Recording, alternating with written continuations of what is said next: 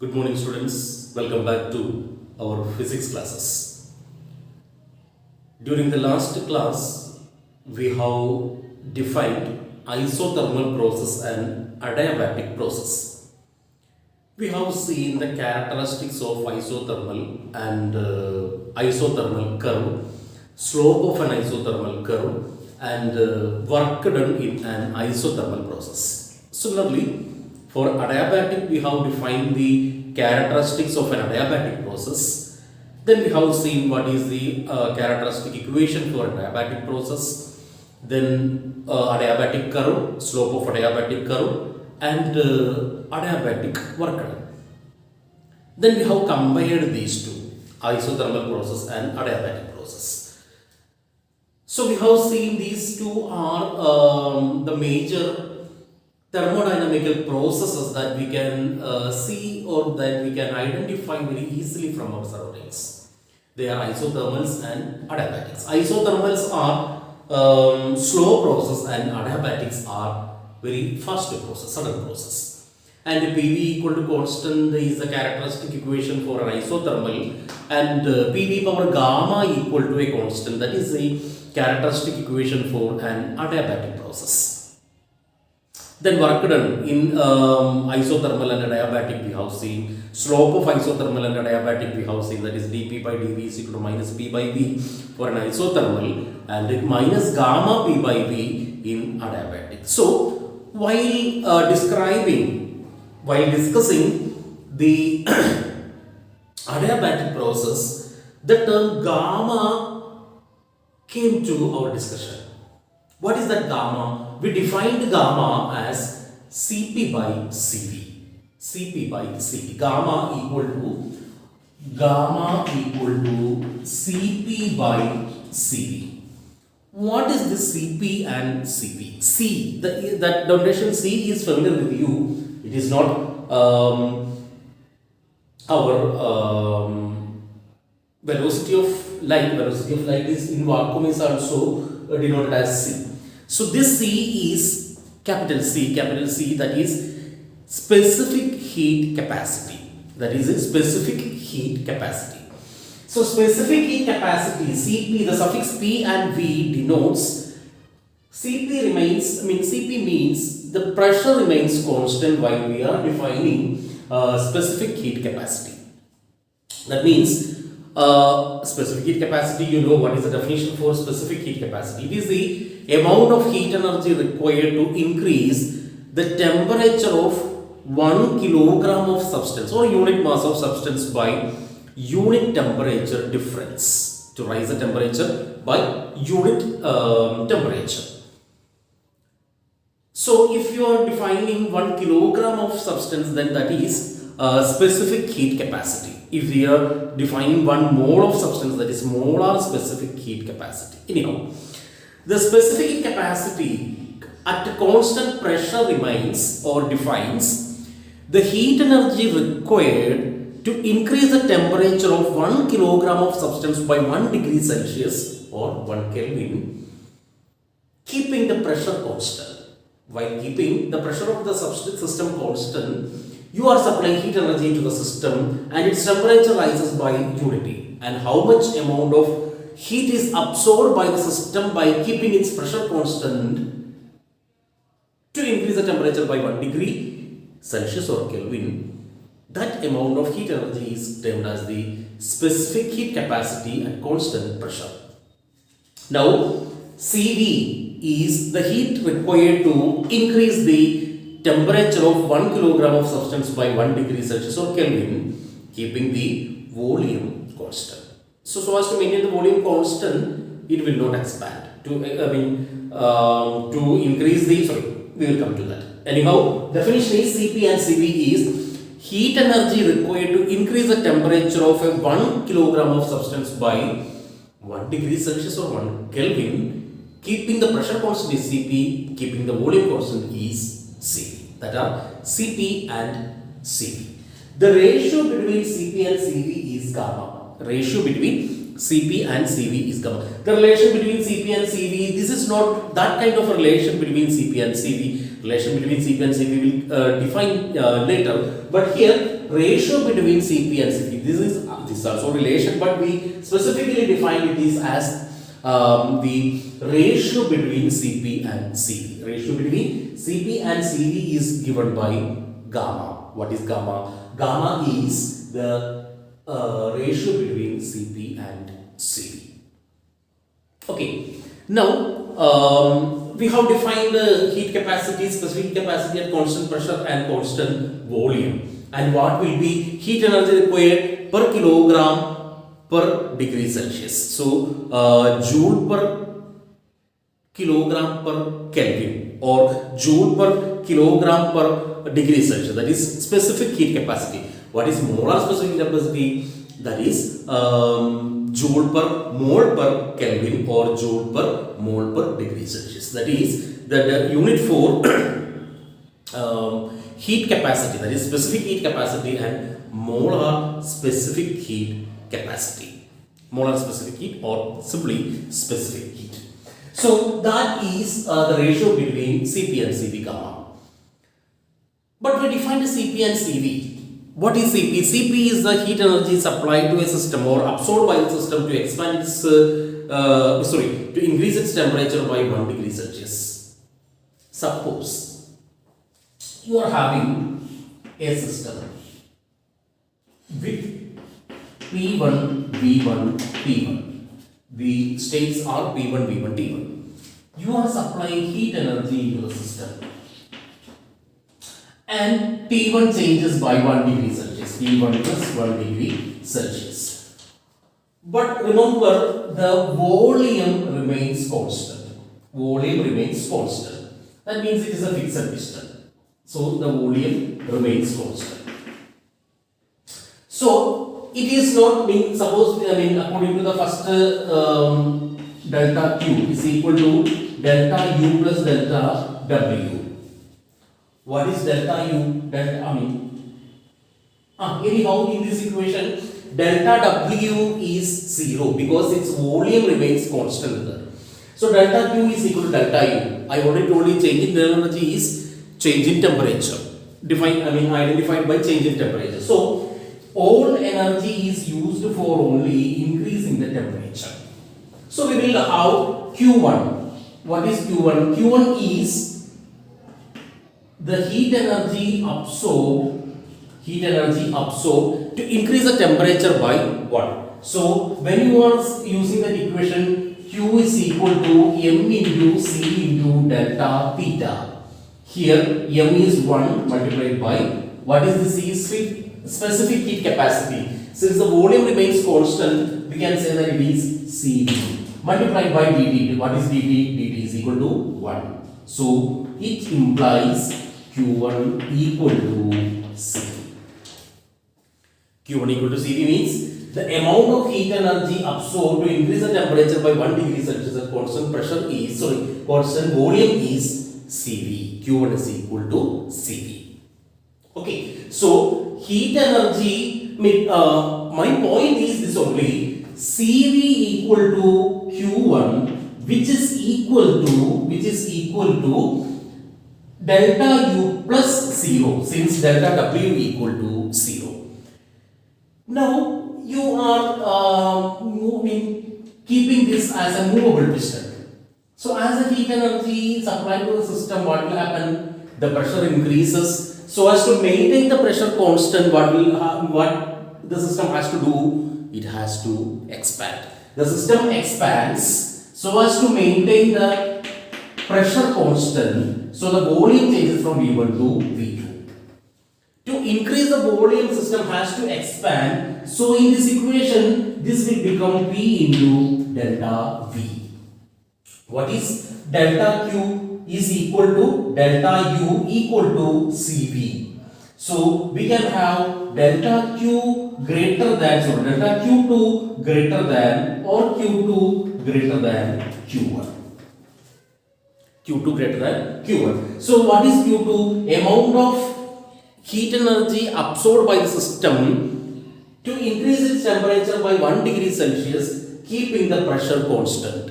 So we can say that Cp always greater than Cv. Cp always greater than Cv. Why? Because to keep the pressure constant while expanding, while absorbing Cp, that means specific capacity, to keep the pressure constant, system has to expand. In expansion, system has to do a work. For work, energy is required. From there, energy is supplying, energy is absorbing from the source only. So it takes more energy to increase the temperature by 1 degree Celsius, since the same time it has to expand so as to do a work, so as to get some more amount of energy. But when the volume remains constant, the amount of heat energy allotted for doing an external work is zero then. So what will happen? Amount of heat energy supplied only used for increasing the temperature. But here, to increase the temperature plus doing a work, energy is required. So always Cp greater than Cv. Heat capacity at constant pressure will be always greater than heat capacity at constant volume. Remember that Cp always greater than Cv. Cp always greater than Cv. So we have to find out what is the relation between Cp and Cv. We have to define what is the relation between Cp and Cv. For that, you can consider the same example. You can consider the same example. You can consider the same example of an ideal gas of 1 mole taken in a cylinder. And heat energy is supplied keeping the volume constant. Keeping the volume constant. So it's a fixed weights are over there. So it's a fixed volume. So delta Q amount of heat is supplied for a change in temperature delta T. You can express in dQ and dt for easiness. dQ and dQ amount of heat is supplied for making a temperature change delta dt. So we can, since the volume remains constant, you can write dQ is equal to dQ1. We can take it as dQ1. dQ1 is equal to Cv into dt. That is equation number 1. dQ1 is equal to Cv into dt. Now you are removing, the system is taken back to the initial temperature itself. Then you are removing this piston. You are removing the weights over the piston.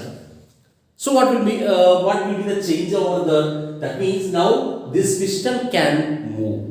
That is a movable piston. That means the volume can be adjusted. Now system is supplied with the amount of heat energy. So suppose the system is heated, and for making the same temperature difference dt, amount of heat energy absorbed by the system is dQ2. And already we have said that the system is increasing its temperature by dt and it expands by a change in volume dP. Since means so as to maintain the temperature constant, to maintain the pressure constant, the system has expands. Meanwhile, it is increasing its temperature by dt. So it is expanding by dV while its temperature changes by dt. So dQ2 you can write it as Cp into delta, dt. Is it dQ2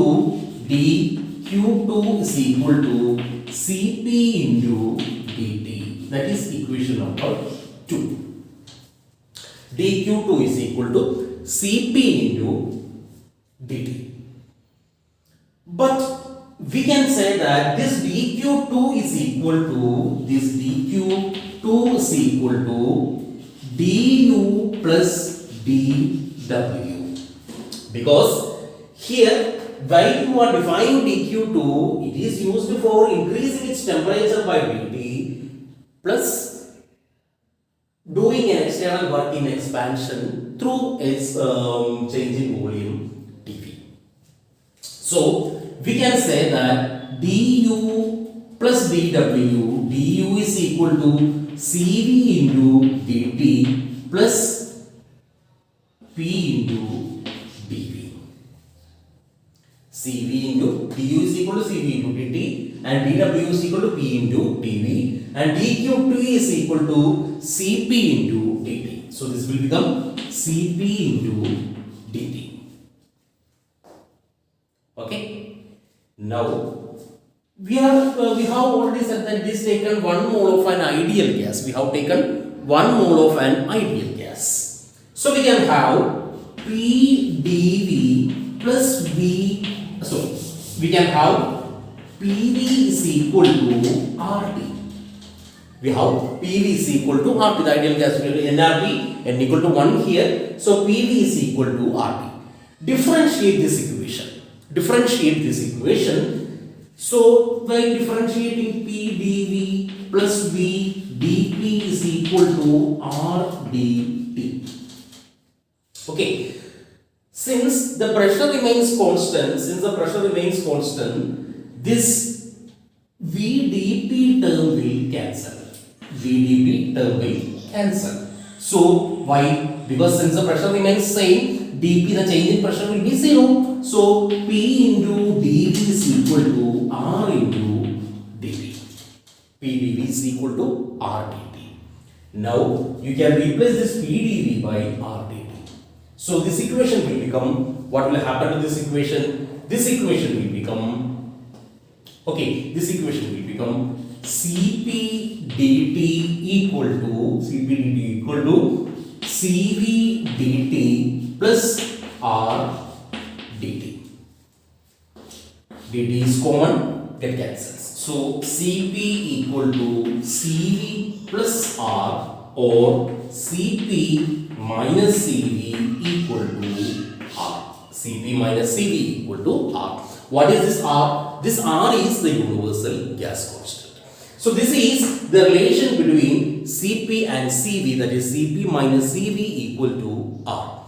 And this relation is known as Mayer's relation.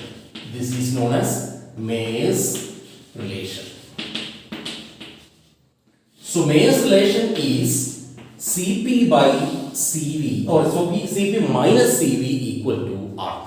Mayer's relation is Cp minus Cv equal to R.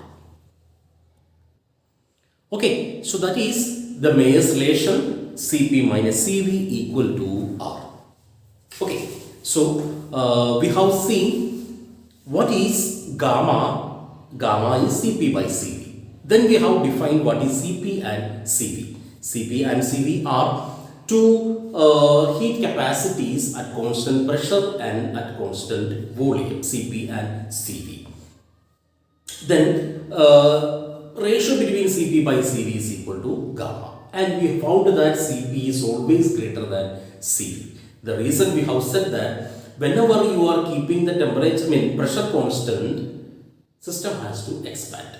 So to expansion work also, system has to absorb some amount of energy. So system has to absorb energy from the source so as to increase its temperature plus doing an external work. So it requires more energy to do all these two tasks. While keeping the volume constant, system is not doing any work. The energy is required only to increase its temperature. So it requires only less amount of energy comparatively to keep the pressure constant. Hence, Cv is always less than Cp.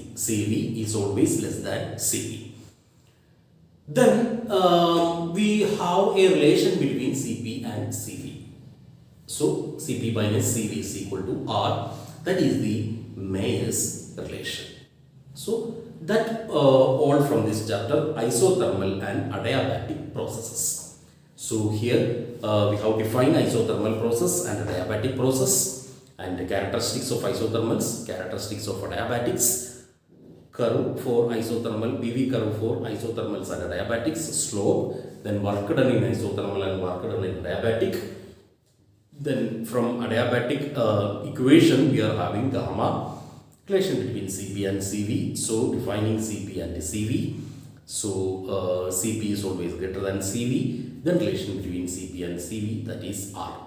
So that's all about from this chapter. Okay, So we have completed 2 chapters from thermodynamics. So first chapter, thermodynamic, first law of thermodynamics we defined with the first law of thermodynamics. And in relation to that, we have defined isothermals and adiabatic. Now we can go for a second law of thermodynamics. So that we will discuss in the next class. Till then, bye.